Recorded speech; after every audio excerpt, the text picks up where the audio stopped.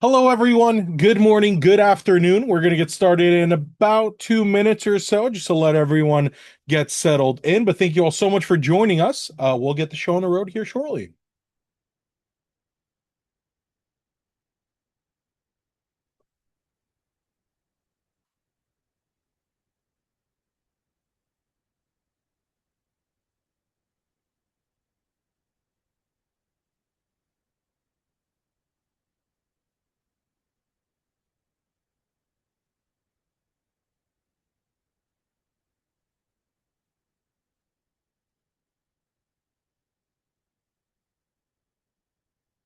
Seeing a good amount of folks still trickling in. We'll give it a couple more seconds. Good. I'm loving these stats on Wealthbox. I'm like reading these very intently. I don't think I've ever looked at these before when we had our standby. Yeah, these are great, and they're always updating. Every webinar that I have the opportunity to host, always updating. Always great to see. Nice. So you're learning new things too Oh yeah, as you wait for the always, webinar to start. You're like, whoa, that's nice. That's nice to know. always. Yep, yep. Awesome. All right. The attendees number seems to be leveling out here. So I'll go ahead and pull up our slides and I think we're good to go ahead and get started. Hello, everyone. My name is Chris Kapansky, and thanks for joining us for today's webinar, during which we'll be discussing building a digital growth funnel with SageContent and Wealthbox. Just a couple of housekeeping items before we do jump in that I wanted to make sure that we cover throughout today's presentation. If you do have any questions, feel free to type those in down at the bottom within that Zoom kind of Q&A button. And at the very end, we'll be able to address any of your questions. Also, keep in mind that this presentation is being recorded, so you will have the opportunity to rewatch or share the video with your colleagues in the future. The host for today will, of course, include myself representing Wealthbox. My name is Chris Kapansky.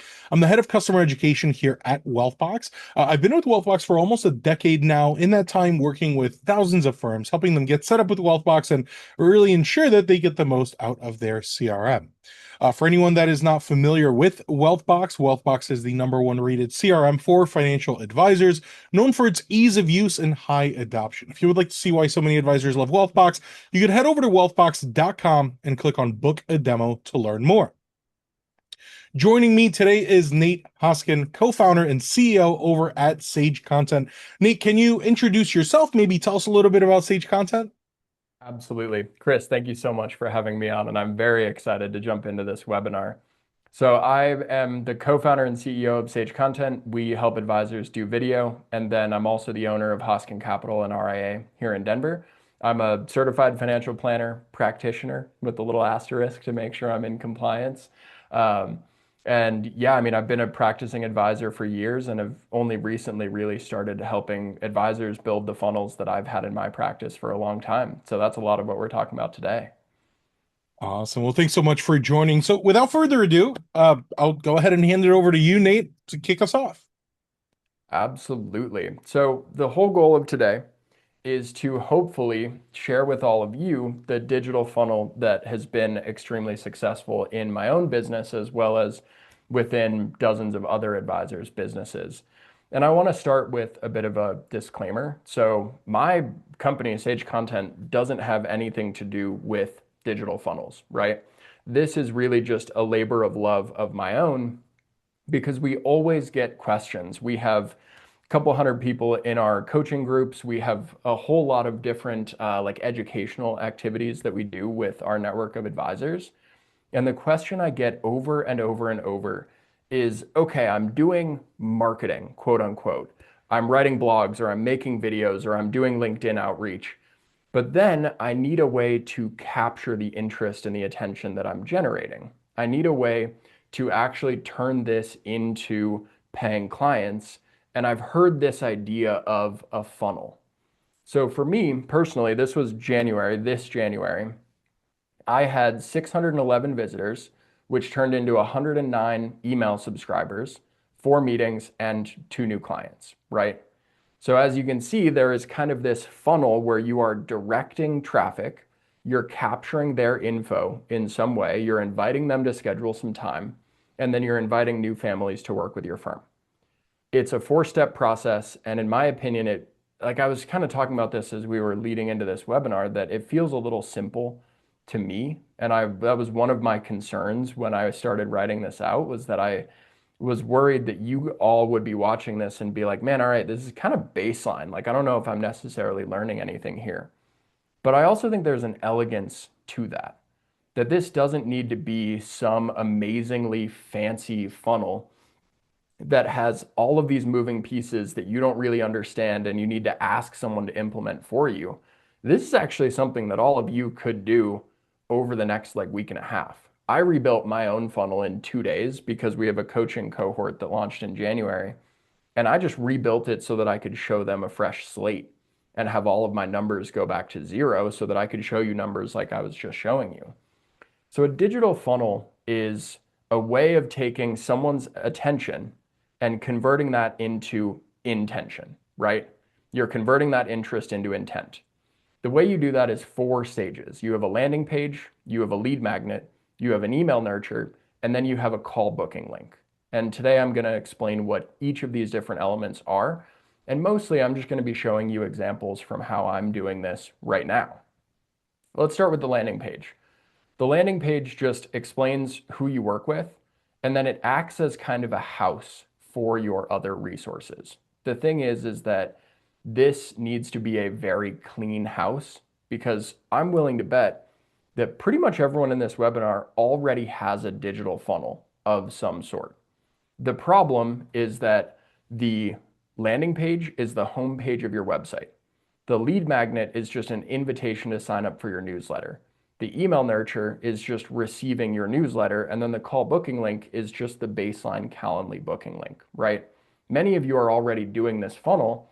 It's just not perfectly optimized, and therefore the results can be zero or very, very close to zero. So the landing page, to be successful, needs to follow a couple of very specific rules. The first one is that it can't be listed on your site, and there also needs to be no navigation. This means that no one can go from your landing page to the home page of your website, and no one can go from the home page of your website to your landing page. The idea is we are creating a very curated experience where people on this page can only select from a very few number of options, and they can only take a very select number of actions. So as you can see, this is my landing page. This is hoskingcapital.com/links for anyone who would like to go and check it out. You can see that the first option is to grab time on my calendar. The second option, if you choose to scroll, is to sign up for my lead magnet, which is a 5-day email course. It's just housing my resources. It's housing the booking link, it's housing the lead magnet, it's housing these other parts of my funnel, right? So think of the landing page as a house. You can create that house in a couple of different ways.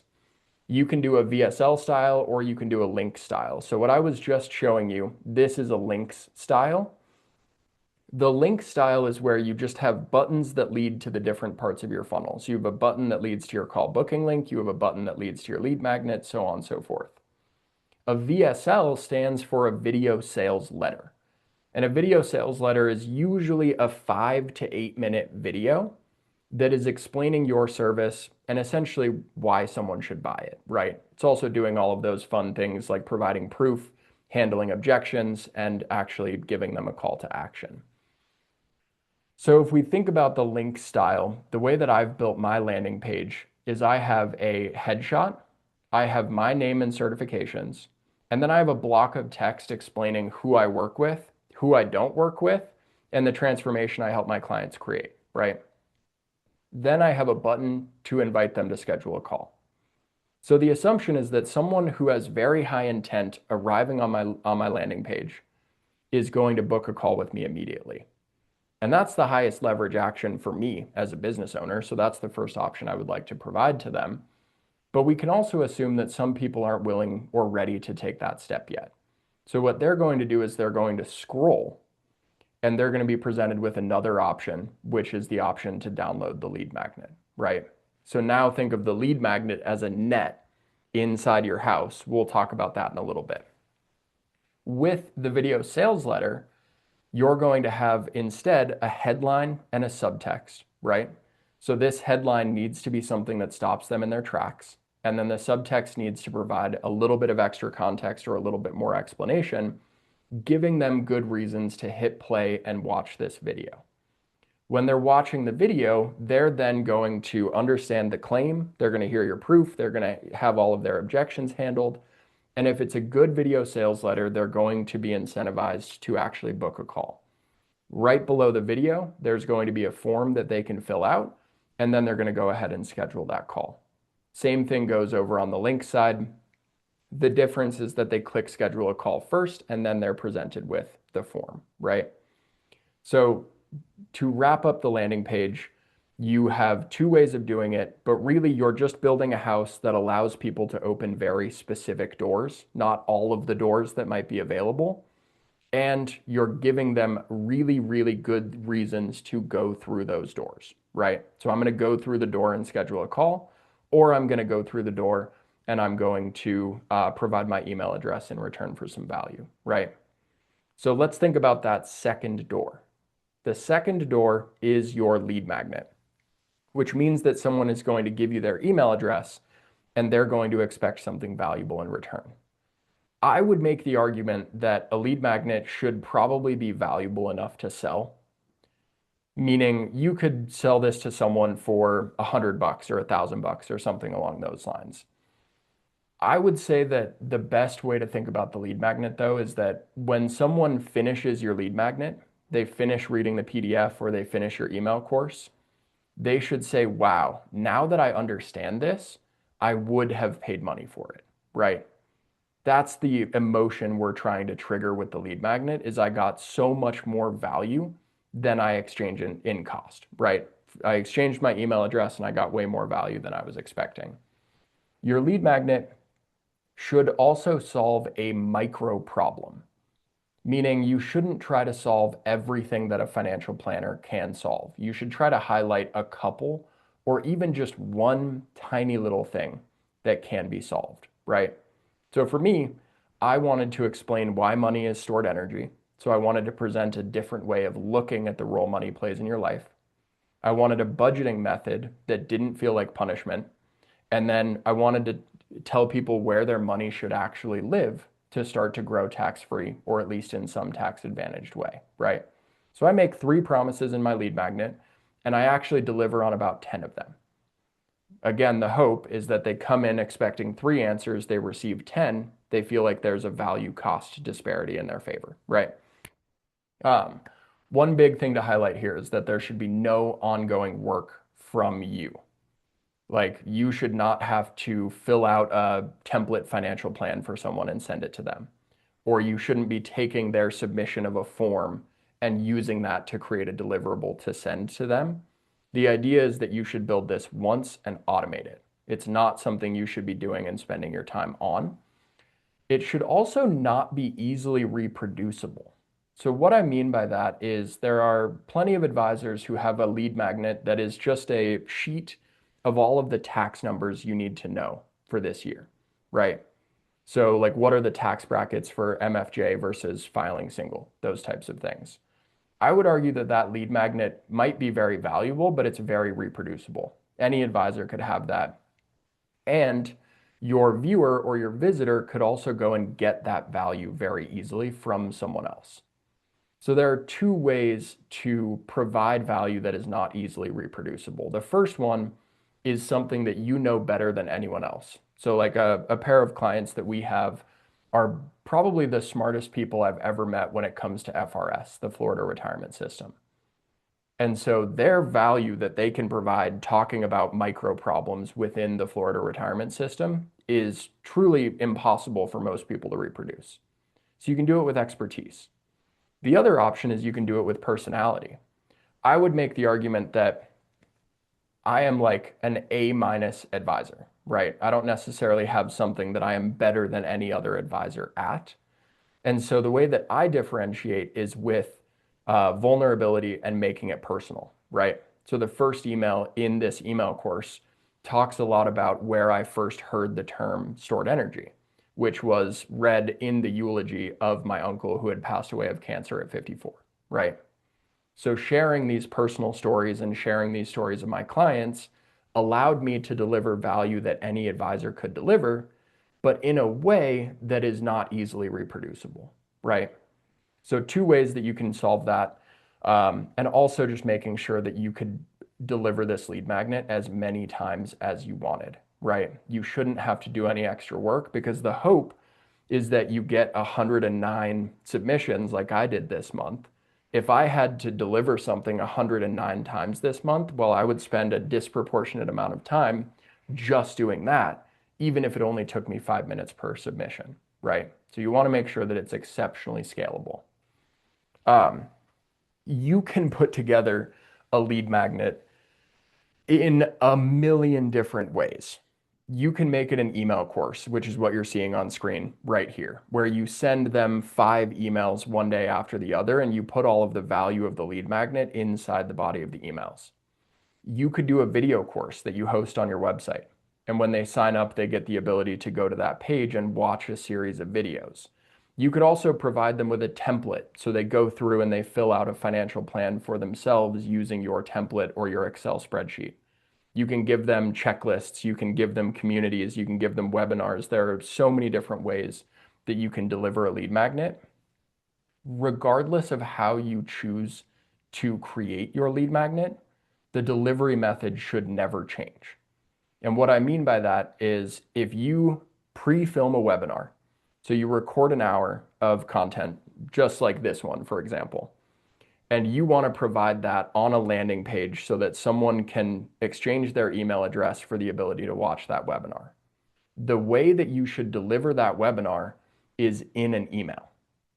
So they submit their email address, you have a little message that pops up and says, thank you, but it doesn't take them immediately to the webinar page. Instead, they receive an email immediately with the link to the webinar page.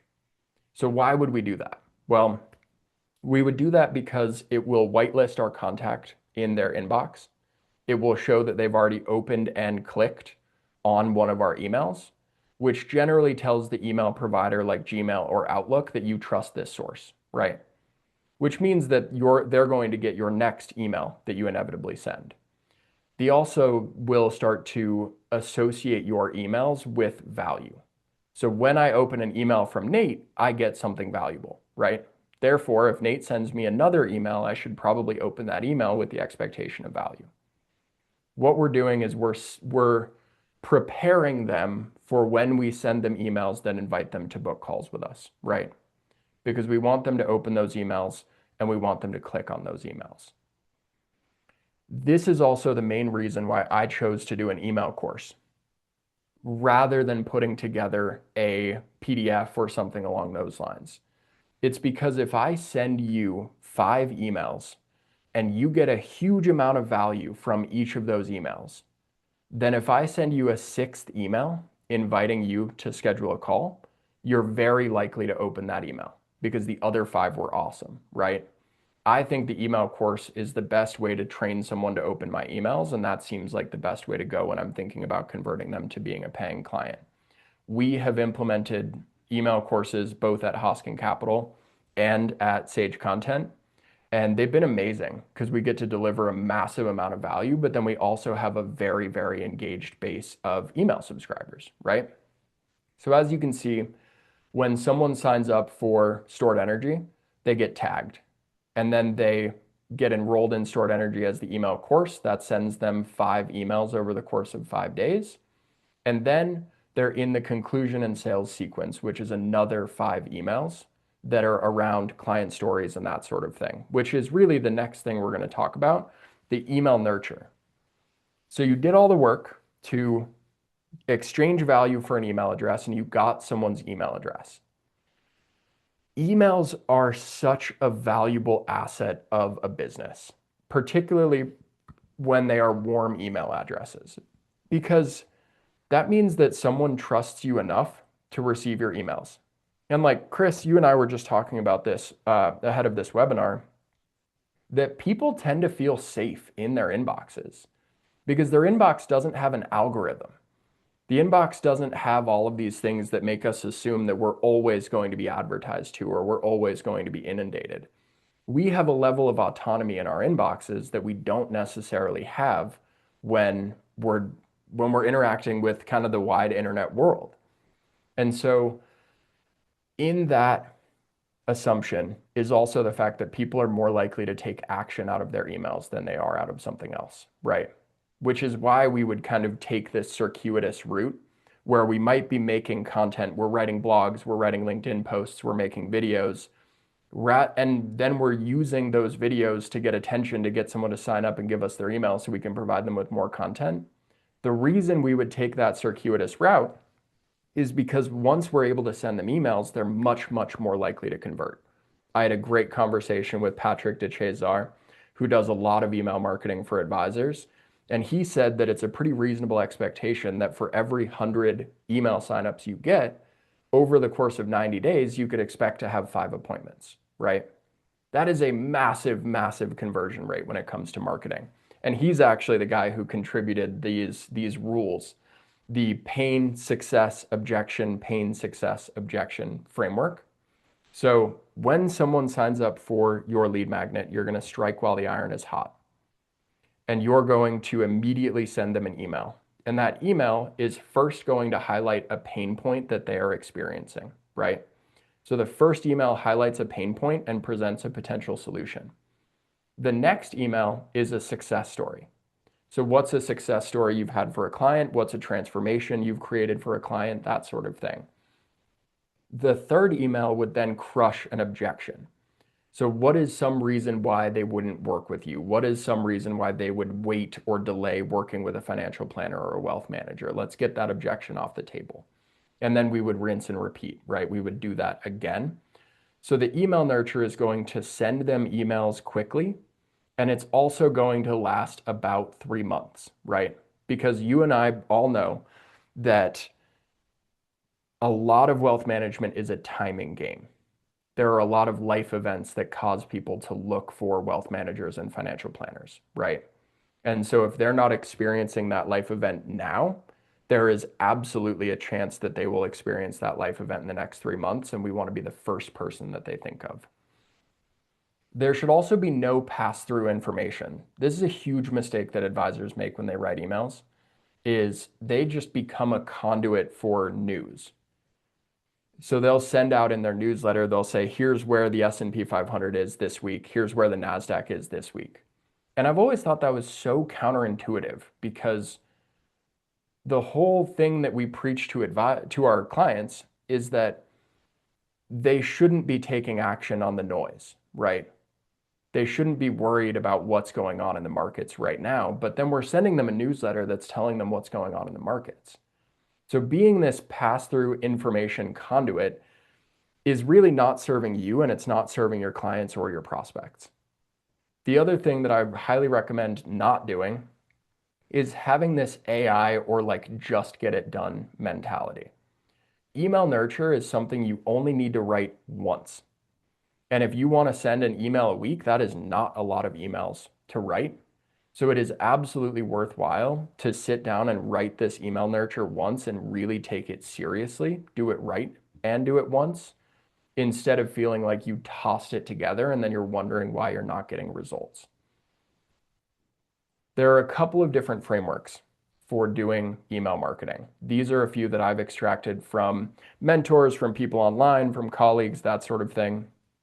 My method is that I have 5 course emails.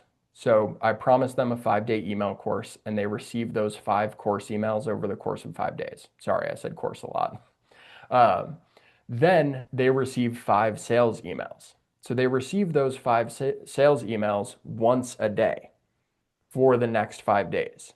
So this means that someone who downloads my lead magnet is going to receive an email every day for 10 straight days. And then they're going to receive an email a week for 24 weeks. And I'm sure that all of you are saying that is way too many emails. I would actually say that my method is the fewest emails. For Alex Hormozi, he coined the 3-7-30 method. You send 3 emails over the course of 3 days. Your first one is your best case study. Your next one is your best transformation. And your next one is your best industry insight. Then you send another 4 emails that crush 4 objections. And then you send an email every other day as your nurture. And that's going to be kind of rinsing, repeating that pain, success, objection cycle over the course of those. So that is a massive, massive number of emails being sent out. And the same thing goes for the 14 and 2 method. The 14 and 2 method is where you have 14 emails that go out, one per day, and then every other day, or really 2 a week, for 24 emails, right? So the thing I'm really trying to hammer home with all of these methods is that you will be sending more emails than you necessarily feel comfortable with. And we've tested this at Sage, and I've tested it with my own firm, and I have had very few unsubscribes doing these methods. Like, I really have not run into a scenario where people are dropping like flies or feeling or reporting me to spam. So this might make you uncomfortable up front, but I promise you this works exceptionally, exceptionally well. And it is worthwhile to really strike when the iron's hot and then stay present and stay on their minds over the course of 3 months. All right. All roads lead to Rome, right? We are going to be making content that is driving people to either book a call directly, or they're going to be participating in your email nurture with the intended goal of having them book a call later. Regardless, every conversion is going to arrive at your booking link. And this is where advisors really tend to mess up, because they assume that people who make it to the booking link are already prepared to book a call and they're going to book a call. I actually worked with an advisor a couple of weeks ago, and we were digging through all of his analytics, and we discovered that 62 people had arrived at his booking link over the last 4 weeks, and not a single person had booked a call.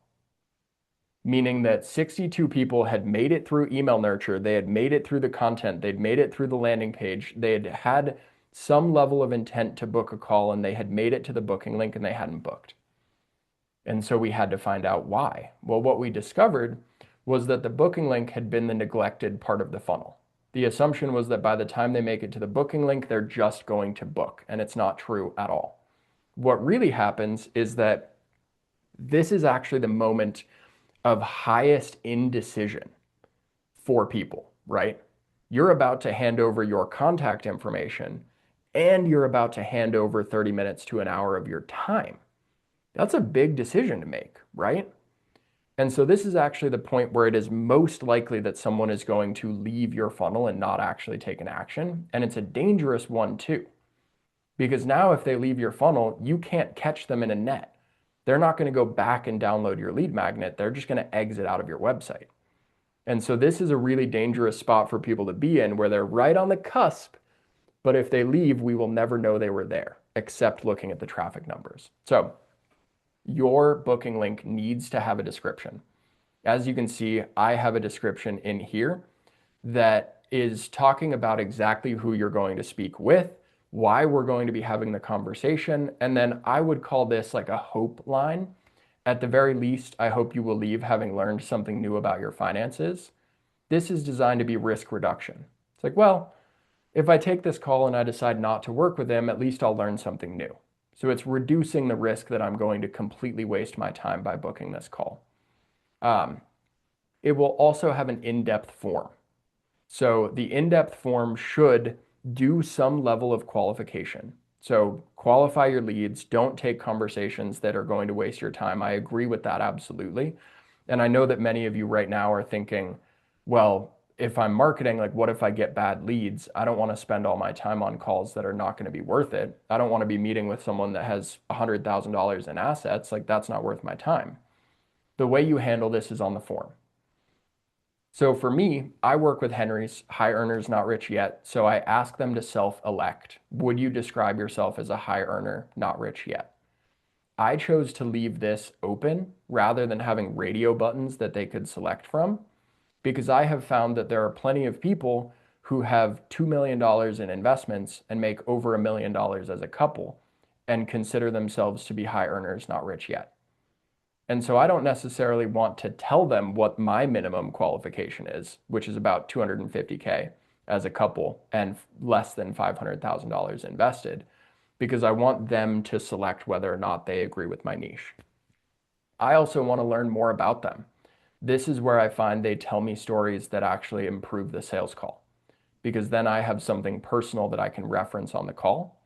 I also want to know how they heard about us, because I would really like to know which of my different funnel elements is working best. I love to have that data, but I also want to understand the messy middle, because I know that someone might see me on TikTok and then they might download my lead magnet, but then they might actually hear from a friend about a live event that I'm doing and attend that live event, and that's where they booked the call. Well, if I made them radio buttons, I would only ever hear about the live event. I wouldn't understand the journey they followed. And then finally, the catch-all: is there anything specific you'd like us to cover? So we have an in-depth form and we ask for a source. Now, some of you might be asking about this note down here. This service is only available for US citizens and permanent residents with domestic phone numbers who are over the age of 21. Feels kind of weird, right? Feels oddly specific. Well, one of the things that you should not do in your funnel is add presumptive friction. So presumptive friction is where you try to get people out of your funnel because you don't think they're going to be qualified, right? The greatest example I can think of for this is there was actually a client who had a checkbox that asked people to attest that they had at least $2 million in the bank. And no one booked that call with that on there, because they were like, okay, I'm not going to attest to how much money I have. Like, that feels like way too much friction. That's presumptive friction, right? For me, I discovered by having hundreds upon hundreds of sales calls that every once in a while I would get people who weren't US citizens that I couldn't serve. I would also get people who didn't have domestic phone numbers, so I couldn't take the call. And I also found that I was meeting with people who were under the age of 21 and sometimes even under the age of 18. Those are people that I can't help. It is never going to be valuable for us to have a call together. So instead of adding presumptive friction, I let the data tell me where my friction should be coming from. So how do we actually build this? Because we have four big elements. We have a landing page, we have a lead magnet, then we need to send warm emails to the people who sign up for those lead magnets, and then we need a way to have people book a call. For me, you're going to see my landing page, or you've already seen it, and I built all of that on Lovable. I have recommended to several clients that they use Webflow to set up their websites for someone who wants to do a full website redesign, and they have waxed ecstatic about Webflow. They've been just blown away by it. So I would say for someone who wants to kind of accept the AI learning curve and go have some fun with Lovable, it's just an awesome tool. Like, I would just recommend it to anyone who's interested. If you want to do a full website redesign around these landing pages and a digital funnel, then Webflow is a fantastic tool to use. And if you just want to spin something up super quick and you don't want to put a huge amount of time, money, and effort into it, then Linktree is a way to use a templated version of a landing page that will then link through to your website when you add the buttons in. So Lovable if you want a really fun tool to do a lot of custom AI things with, Webflow if you're planning a much bigger website revamp, and then Linktree if you want something to be very straightforward. For the lead magnet, I guess I didn't mention this when I was on it, but I also have a lead magnet for SageContent called the Equipment Builder, where you answer some questions and it builds out a studio for you based on your budget. So it recommends your lights and your equipment and your camera, that sort of thing. I built that one on Lovable. Now for Hoskin Capital, I built the whole landing page, or I built the lead magnet on Kit because it's an email course, right? So my warm email tool and my lead magnet tool became the same thing. And I was just doing the warm emails as my lead magnet. If you're building a PDF or you want to build a report of some kind as your lead magnet, I highly recommend using Canva if you want to control the graphic design a little bit more. Or frankly, I have been blown away by Claude right now. They just launched with 4.5 Opus. They have done an amazing job with PDFs and presentations and reports. And so you can actually build something gorgeous just prompting AI. I've been really impressed by what they're capable of putting together. My only recommendation there, along with the warm emails, don't just take what AI gives you and regurgitate it. You're going to end up in a situation where you just kind of have AI slop and no one's really going to convert on it. You have to do this intentionally. You can't do this in 20 minutes and just kind of hope it works. For warm email, I use Kit. I would say they probably have the best interface. And then from my conversations with other colleagues, I've heard great things about MailerLite and Active Campaign. These ones are ranked in order. I would say Kit is my number one recommendation, MailerLite is number two, Active Campaign is number three. For call booking, Calendly is still probably the most versatile. It's also the most recognizable, meaning people will probably feel the safest on a Calendly link than they will on something else. That said, Google right now is doing a really good job with creating meeting booking links just within Google Calendar. And I think it's free, at least if you only want one booking link. So for anyone who wants to bootstrap, the GCal is a pretty good option. And then I've heard great things about G Reminders. I kind of polled everyone in our coaching group ahead of this to see if they had any others that I should add to this list to make it an even three. G Reminders was by far the most recommended. So if you want, take a screenshot of this. You guys will also have the recording and I can send out the slides. But this is my favorite tech by a mile. All right, let's see if there are any. Chris, did you notice any very specific questions that I should answer before we head into the next section? Yeah, actually, there was a question that came up a couple times. We're talking about tracking the actual funnel when someone goes onto your landing page. There's a couple questions asking, how about before that? How do we get them to the landing page? What are some of your recommendations of how are you getting folks to your landing page? Yeah. Yeah. So at my very first slide that I shared where I had 611 website visitors, the question is, well, where did they actually come from? And it ends up being kind of an amalgamation because at this point I have a really solid digital mass, but my entire digital mass was built off of video. Like I was just filming videos, I was posting those videos to social media, I was posting them to my website, I was sending them in emails. Those videos got me recognized for a series of awards. They also got me recognized by several TV outlets like Denver 7, that kind of thing. That's actually how my co-founder Nick and I ended up working together was he saw me on the news. So it really started with video. Like that's been my highest converting method by a mile. And I don't remember them off the top of my head, but I think of those 611, it was 75% came from TikTok, YouTube, and Instagram combined. So they were pretty much all socials, and then there were some from direct traffic. Awesome. All right. And then we'll save the other questions, and I'll talk a little bit more about video at the end. But first, I want to talk about kind of tracking the funnel because you're going to run into a scenario where you are suddenly going to have meetings on your calendar. And this is where advisors who are not salespeople first will drop the ball. And that's not a problem, right? Like, I'm not saying you need to be a salesperson first. I just mean that you need a good system that makes it easy to do consistent follow-ups. Um, so for tracking your meetings, for keeping notes and records, and for making follow-up a breeze so that these deals don't fall through the cracks, I mean, the tool of the day is Wealthbox. So, Chris, I'm wondering if you'd be willing to talk a little bit to kind of the three dedicated tools you have for this. Yeah, certainly. And there's a couple tools that really come to mind when we're thinking about, okay, we have this warm lead, we have this prospect that is wanting to learn more.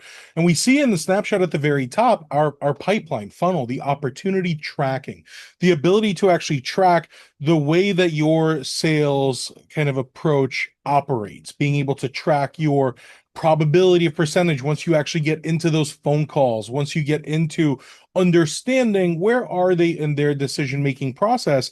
Tracking that pipeline is critical, not only from a status perspective but also from a reporting perspective in the future, right? Being able to pull that back up, who actually moved forward, who maybe did not, that we might want to revisit with another email campaign and reach back out to those folks. So tracking opportunities is a big one.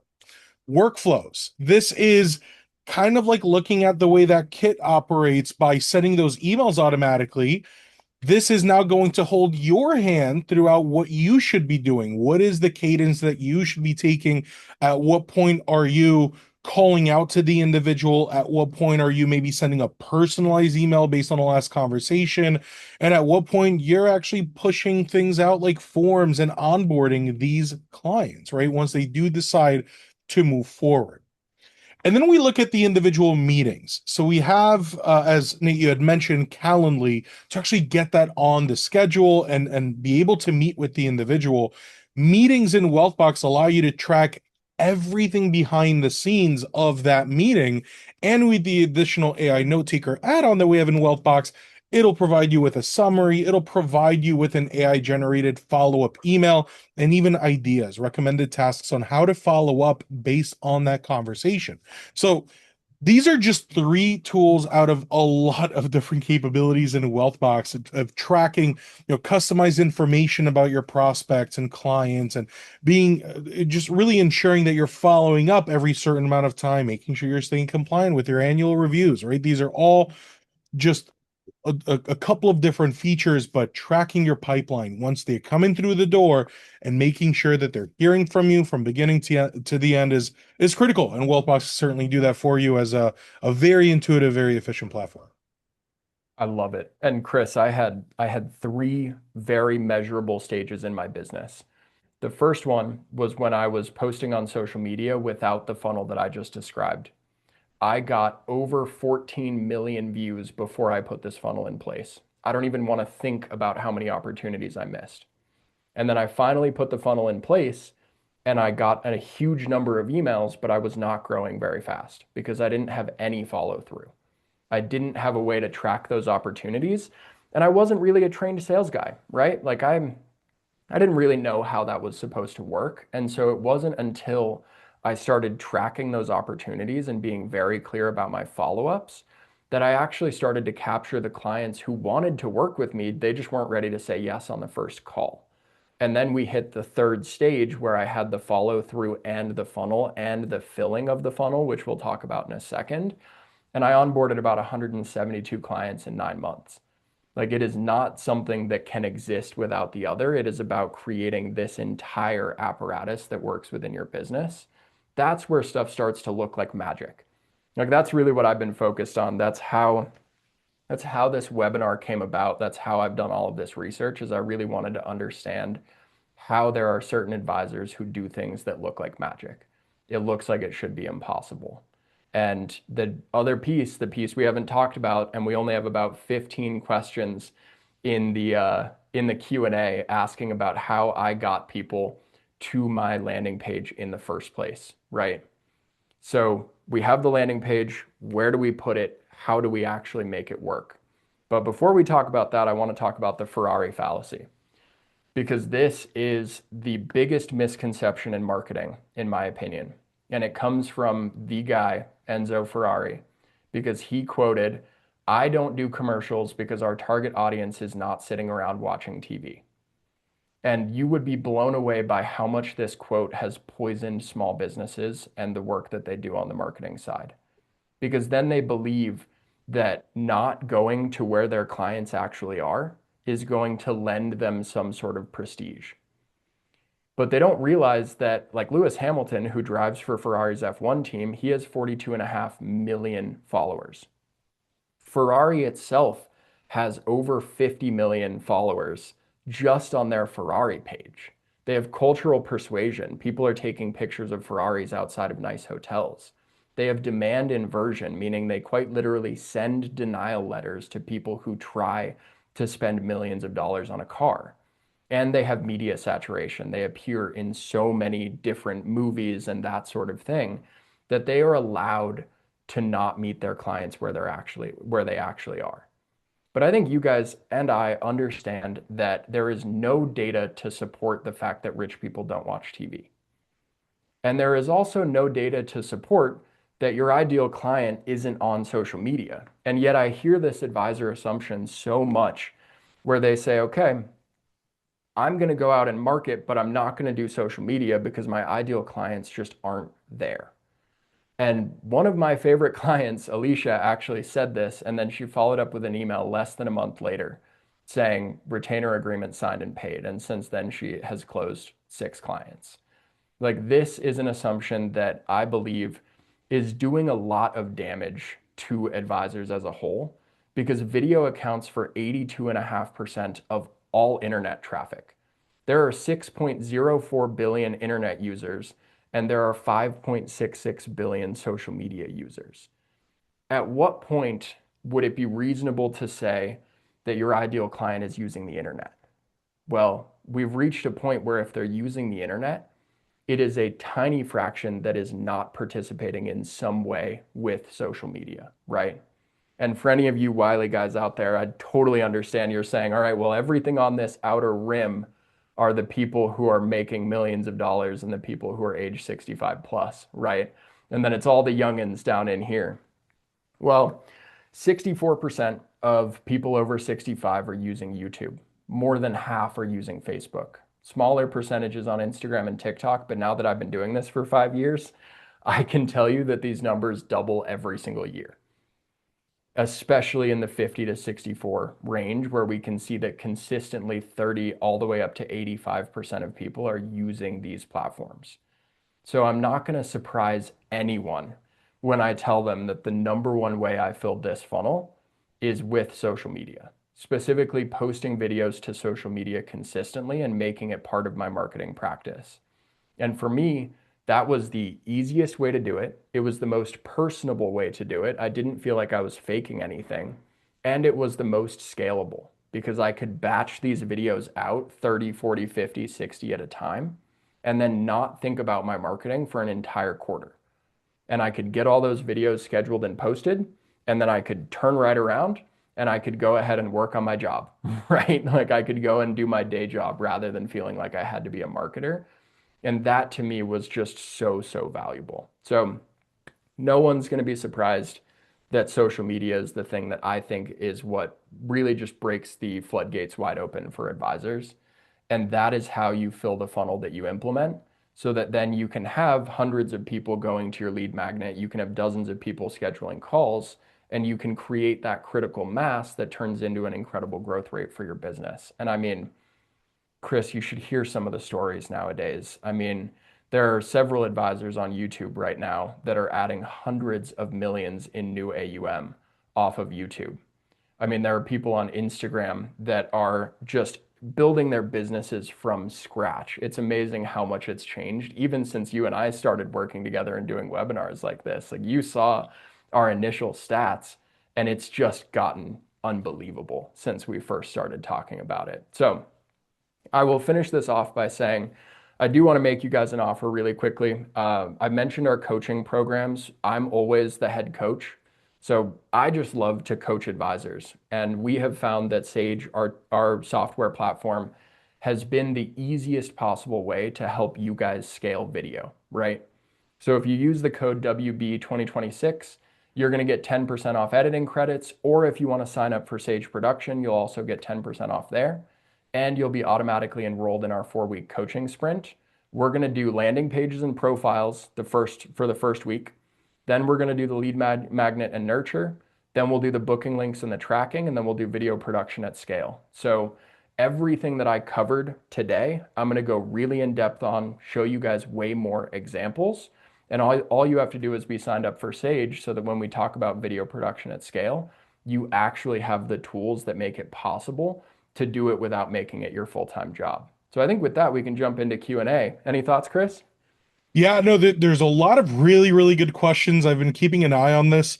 That I agree with. A lot of these questions are asking about some really good areas and details that you talked about. So if you do have any questions, click on the Q&A button down at the bottom. Type in your questions. We'll be able to address those. But just for the remainder, I'll pull up these follow-up contact kind of slide here where if you're interested in learning more about Wealthbox, you could contact us at sales@wealthbox.com or scan the QR code to book a demo. Or on the right-hand side, you have contact info for Nate as well as a QR code to book a demo as well. So let me just move some windows around, and I've been taking a look at some of these questions. There's a couple questions that were addressed during the actual presentation, but I wanted to resurface them A lot of folks were interested in the actual slide deck, asking if it is available. The recording of this is automatically going to be sent out. Nate, correct me if I'm wrong. I don't think we're automatically including the slide deck, but if they reach out to you, they can request that from you. Yeah, drop me an email and I'll send it to you in a PDF. I think that's going to be the Perfect. easiest way, and that's my email right there. So if you send me the email, then I'll be the one who sends it right back to you. Awesome. And then the question of how do your prospects get to your landing page? That was, of course, the social media content, short form video and long form video as well. So we did talk about that. Yeah, and Um, if you guys want to see examples of that, my tag across all platforms is net worth Nate. So if you just type net worth Nate into Google, my TikTok, my Instagram, my YouTube, that sort of thing will pop up, and you'll be able to be like, all right, this is what he's talking about. There's his landing page. I kind of connect the dots. Awesome. Thank you. There's another question. I'm not sure if this is kind of included in some of the other tools that you had mentioned, but where is your website hosted? Did you build your own, or did you use a Squarespace or another provider? Can you speak to maybe the actual website hosting? Yeah, so my entire website is hosted on Lovable. So I obviously like we run an AI company. I have been very, very deep into AI tools and understanding what the landscape looks like now that it's been changing so quickly. And I would say that Lovable is probably the one of the better tools that we've discovered when it comes to web design because it allows us, and I would say like we are better at AI than maybe your average human, but I wouldn't say we're unbelievable at it, right? It's not like we can do things Sure. other people can't learn to do. So using Lovable to build websites and tools has been awesome. And now you can host it directly from Lovable and hook your domain up. So that's where my website Perfect. lives. Awesome. Thank you. Another question here on another piece of tech where you had showed the email kind of cadence going out with the automation. I think that was Kit Yep. that used for that. Perfect. So that was, and I know that we talked about that a bit more in depth after the questions came in. So I'm just kind of resurfacing them for anyone else that is interested. Another question on Kit. So the question here is, how does the ongoing side of this work with an ongoing weekly, monthly newsletter? Does it simply offload them onto the normal newsletter cadence or replace a weekly email altogether? I think the difference here is monthly newsletter versus a cadence that's automatically sent out that's the same. Can you speak to that a little bit? Yeah, absolutely. So all of the emails in all of the different models that I showed are automated, meaning that they've been pre-written and are delivered on a schedule rather than me needing to go in and write those emails every single time. So the way that I do it is I do have a newsletter. I have about 3,400 people who are signed up for like the newsletter portion of my email marketing. And I write that newsletter anywhere between once every 2 weeks and once every 6 months. I make no promises about the cadence. I'm like, when I think of something cool that I want to share with you or I have a life event to share, I will send you an email. The thing that has given me the freedom to do that has been having these automated emails because it means that I'm still present, but I'm not necessarily like, I'm not reliant on showing up every week and coming up with a good email. Perfect. And another question here. So this came in before we actually saw the tech. First part of the question is, what do you use for booking? And you had mentioned Calendly. But a second part of this question kind of gets a bit more in depth with how you do things. Do you offer specific days and times, or do you just kind of give everyone access to your entire schedule to kind of squeeze in wherever you're available? What's your approach? I do specific days and times. So I definitely like to take my sales calls on Friday or on Mondays and Fridays in the mornings because that tends to be when I'm freshest and that's kind of when I have the most energy. And so I like to show up and really hammer out those sales calls, and it's obviously a big lever I can pull in my business. So I'll do Mondays and Fridays. Occasionally, I mean, I think the current calendar one I have is anywhere, but I limit it to 4 meetings a week. That's the nice thing about Calendly is it's just so flexible. Like I can say, Right. yes, I only want one sales call a day, for example. I can really customize it to what I want. Yeah, and I use Calendly on my end as well. And not only are you able to choose a limit on the meetings, but you could also have many different types of meetings and dedicate certain parts of your days to those meetings. So if I'm working with larger accounts that are using Wealthbox, I might meet with those earlier in the days and then other types of meetings later in the days to also keep availability open for those types of meetings and not allow other meetings to take that time slot so that I can meet with someone literally tomorrow but not have availability for other types for a week or so. So Yeah. yeah, Calendly is a really good example. Others probably offer similar capabilities, but yeah, Nate and I both use Calendly for that. Um, Going back to the tech, you had mentioned with Claude offering some really advanced kind of AI type of tooling. There's a question on a tool called Typeset. Did a quick Google search. Looks like it's an AI ebook generator or creator of sorts. Have you heard of Typeset? Any thoughts on that tool? I have not, but I'm Okay, curious to check it out. Absolutely. I'll include some thoughts on that in my follow-up email to everyone. perfect. Awesome. Because that's cool. Thank you. Looks like a question of advantages or disadvantages of Calendly versus G reminders. And you mentioned that G reminder is something that you heard from colleagues. So I'm not sure if you have any experience or any thoughts on that. I think it's cheaper. It's cheaper, and I think well, I remember that it has pretty good like API support for anyone who wants to get a little bit more advanced in how they're scheduling or they want to customize their scheduling page, for example. Yeah. But really, I would say if price is no object, Calendly is going to win over Reminders. They are just the incumbent in the space and they have the most features. And Yeah. it's what, 14 bucks a month or something for a single user? Like it's not crazy. So maybe it's Yeah, more now. and on the Wealthbox side, G Reminders is industry specific as well, and actually offers a native integration with tools like Wealthbox. There you go. Calendly would rely, and there's another question later on of how do I get Calendly to work with my Wealthbox calendar? Calendly relies on just your Google or Outlook calendar sync, right? So you don't have to do anything except for just synchronize your calendar into Wealthbox. But with G Reminders, there's other native automations when a meeting is booked. So keep that in mind as well as you're maybe considering between the two. I know we're running out of time here. I want to see if I could run through maybe one or two other questions and anything that we're not able to get to. These questions are going to be distributed and sent over to Nate as well as the Wealthbox team. So we will be following up with you if you didn't get an answer. Um, there's an interesting question here. I think a really good to end up on. Nate, how are you keeping track of all of your tech and AI solutions like Lovable, Calendly? There's so many. How are you keeping track? And I'll even expand on the question, how are you finding what's right? Are you going through different tools and kind of trialing this one, that one? What's your approach to all the sea and marketplace of tools available? Yeah. I mean, the biggest thing I have is I have a newsletters@gmail.com email, and I will sign up for any newsletter under the sun.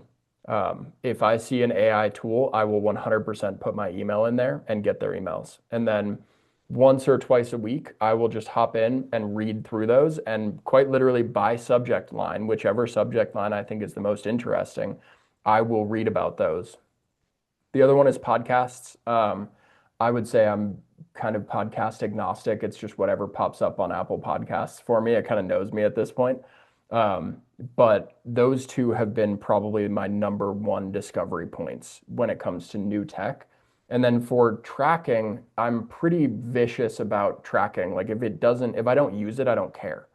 Right. I'm not going to keep a list of things that might get cool later. We do that with LLMs, I suppose, to see if we want to integrate them into Sage. But otherwise, like if I'm not using it today, you probably won't hear about it from me. Like it has to pass the highest muster. Perfect. Thank you. I saw another question. Just a very quick yes or no you could provide us with. But a question is, I'm guessing we could see your videos on your YouTube channel. Is that representative of what we can expect to have on our YouTube channel with working with you? Yes, absolutely. And it's Awesome. it's it goes a little bit beyond that, and I'll kind of talk about because there's another question by Ian as well. He said, "Can you talk a little bit more about how we produce videos in the program that I mentioned?" And really, like we would meet Fridays, kind of in the mornings, and we would do these coaching calls where I would show you how to make videos, right? But then through Sage, you're able to upload videos and have them edited. Well, our team of editors, which is up to 18 humans at this point, they are trained on my editing style. And so if you see my videos, you're like, okay, that's not only generally what I can expect, but that's actually the template that was used at the beginning of SageContent when we trained 18 people on how to edit videos for financial advisors. And by this point, they've done over 3,000 of them. And so the editing style has improved from there. But yes, like that's where we started. That's what we wanted to replicate. And that's now what we provide to everyone. Perfect. Thank you so much for providing some context there. So again, we weren't able to get through all the questions. Just know that we will be reaching out to you directly. But thank you all so much for joining us. Nate, always a pleasure. Thank you so much for having this chat with me. Yeah, always being open to having these conversations. These are always very valuable for me, and I know a lot of other folks are really enjoying these as well. So thanks so much. Thank you, Chris. We'll talk soon. Have a good one. And I wish I could see you at Future Proof, but if anyone's at Future Proof, I'll see you there. That's for sure. Awesome. Thanks, everyone. Have a great rest of your day. Bye now.